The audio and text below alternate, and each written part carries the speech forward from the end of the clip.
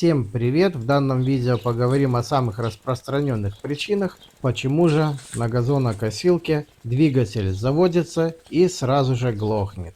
Или заводится и двигатель пульсирует, работает нестабильно, обороты плавают и так далее.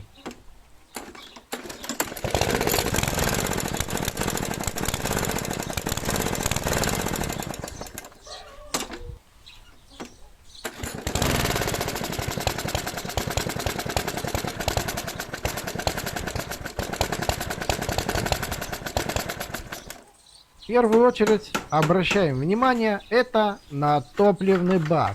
Откручиваем топливного бака крышку и в первую очередь смотрим, есть ли бензин в топливном баке и в каком состоянии. Чистый, грязный и так далее. Дальше смотрим, в каком состоянии топливного бака крышка.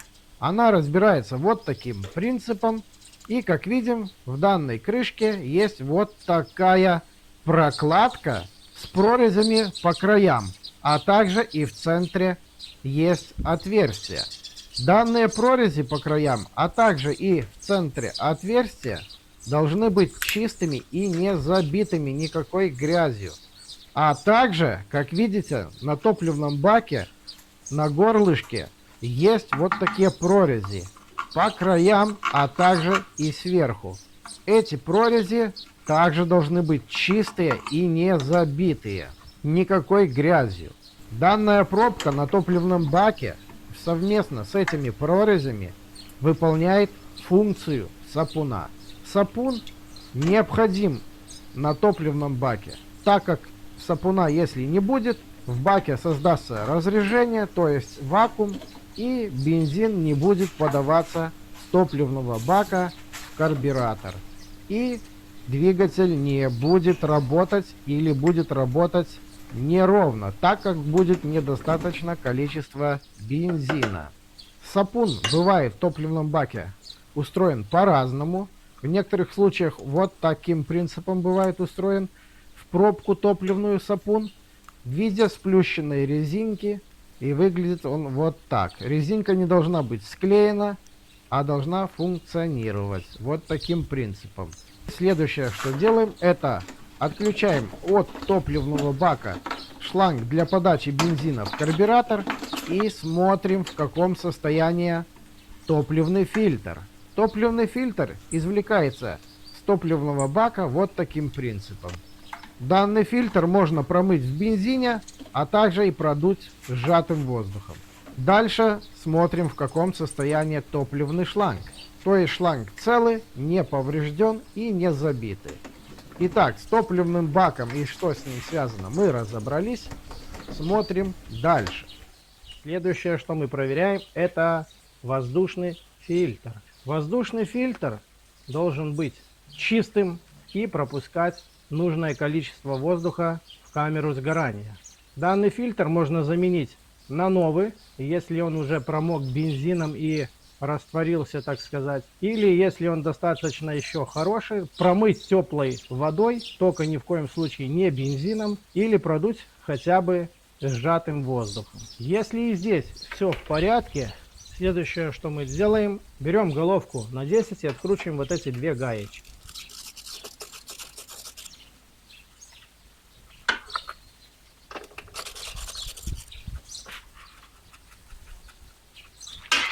Снимаем сам кронштейн, так сказать, корпус для фильтра. Здесь прокладка должна также быть в хорошем состоянии. После того, как сняли корпус воздушного фильтра, убеждаемся, или правильно функционирует дроссельная заслонка, которая подает и регулирует подачу воздуха, то есть смеси бензина и воздуха в камеру сгорания. Этой заслонкой регулирует центробежный регулятор оборота. Он устроен в самом двигателе и управляет заслонкой через вот этот рычаг, через вот эту тягу и на заслонку. Видите? Если мы этот рычажок подвинем в сторону цилиндра, заслонка должна закрыться. Легко без никакого сопротивления. Если мы его отпустим, заслонка должна ровненько, красиво открыться до конца. Если так все происходит, заслонка закрывается, открывается легко, без никакого сопротивления и помощи руки, значит наша тяга ровная, не согнута, а также и сам вот этот рычаг. Также надо обратить внимание, чтобы данные пружины были бы установлены по своим местам.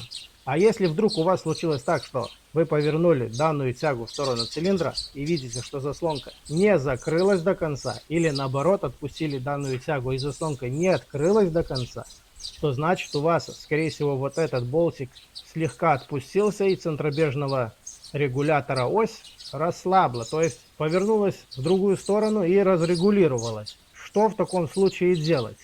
Берем тягу, натягиваем до конца в ту сторону, чтобы заслонка была бы открыта ровно, идеально. Расслабляем вот этот болтик и поворачиваем вот эту ось до конца в правую сторону. И зажимаем вот эту гайку. Итак, после данной регулировки центробежного регулятора заводим двигатель и смотрим, как он работает. Так как мы повернули ось центробежного регулятора в правую сторону до конца, конечно же будут обороты на двигателе завышенные, чуть ли не максимальные. Поэтому после того, как завели двигатель, отпускаем немножко гайку на рычаге центробежного регулятора и при помощи плоскогубц, так сказать, слегка по чуть-чуть поворачиваем центробежного регулятора ось в обратную сторону, то есть в левую. И достигаем таких оборотов, чтобы были бы самые ровные, чистые обороты двигателя. После того, как мы отрегулировали до самых чистых, ровных оборот двигателя, зажимаем гайку на рычаге и еще слегка можем подрегулировать обороты двигателя при помощи винта, который находится на карбюраторе, который создан для регулировки холостого хода. Хочу сделать такое замечание. В принципе, данный центробежный регулятор на данных двигателях не регулируется, так как он не имеет регулировки механической. То есть руками его отрегулировать очень сложно, но на 90% возможно. И при такой регулировке как бы двигатель работает и машиной можно пользоваться. Вот как-то так. Следующее, что мы сделаем, это отключаем тягу от центробежного регулятора, выкручиваем немного регулировочный винт холостого хода, поворачиваем рычажок дроссельной заслонки и снимаем тягу от центробежного регулятора, а также и пружинку. Можем выкрутить праймер дальше с карбюратора. Как видим, праймер на данной косилке порван, но праймер никакого дела не имеет к тому, чтобы двигатель работал равномерно и так далее. Праймер нужен только для того, чтобы двигатель запустить на холодно. Дальше отключаем шланг от топливного бака и сливаем бензин. После того, как слили бензин, можем снимать сам карбюратор. После того, как сняли карбюратор, убеждаемся, что вот прокладка и вот эта прокладка, они целые, в хорошем состоянии, а также вот этот пластиковый, так сказать, кронштейн, также не треснутый, не поврежден и так далее. Так как будет подсасывать воздух, и ваш двигатель будет пульсировать, так сказать, работать нестабильно. После того, как здесь убедились, что здесь все в порядке, смотрим карбюратор. Следующее, что делаем, моем карбюратор в бензине.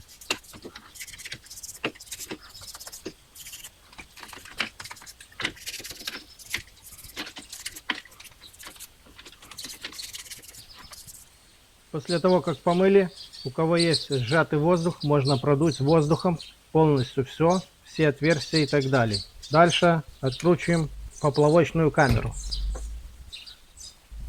Как видим, грязи есть, видите, даже немножко и воды.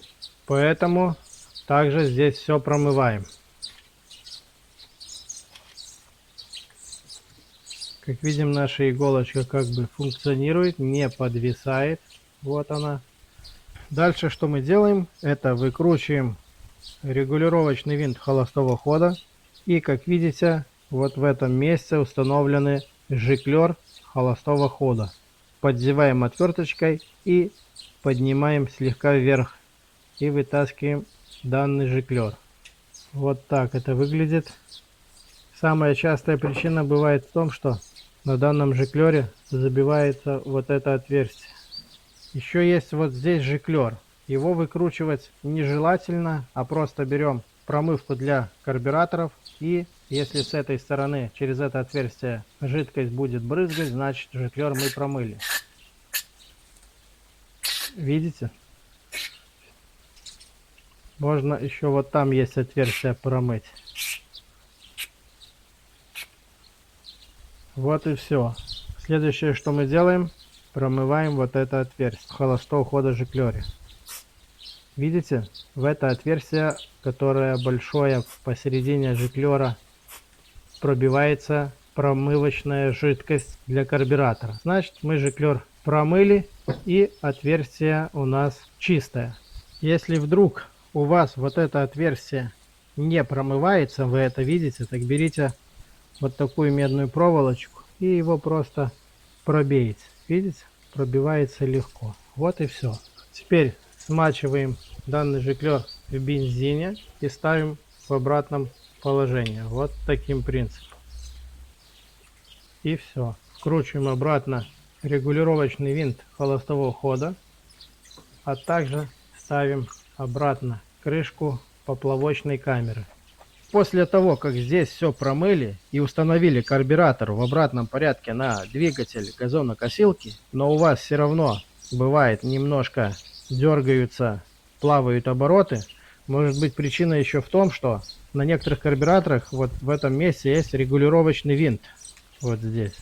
Данный карбюратор не требует никакой регулировки, кроме холостого хода, так как здесь он отрегулированный заводом и винта даже нет.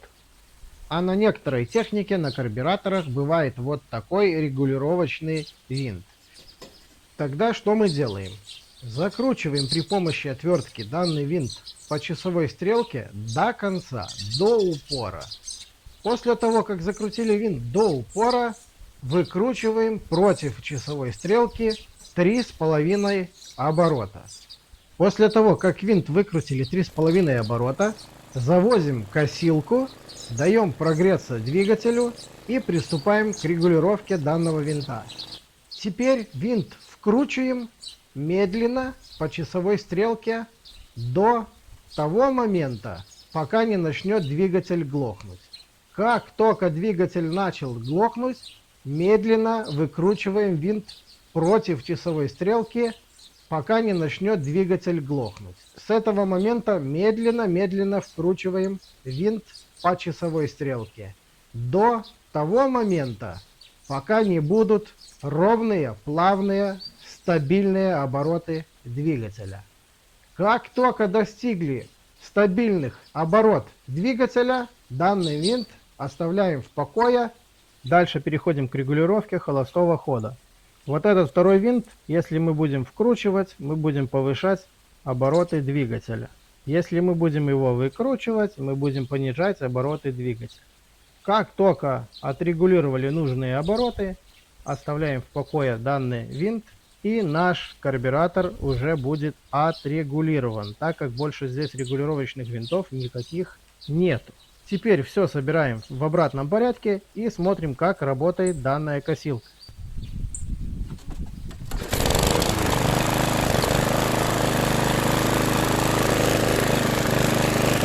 Как видим, данная косилка заводится с полоборота, двигатель работает равномерно, стабильно. На данной косилке дело было все именно в самом карбюраторе, в жиклере холостого хода. Вот такие могут быть причины на данных двигателях. А на этом у меня все. Всем спасибо за внимание, всем пока.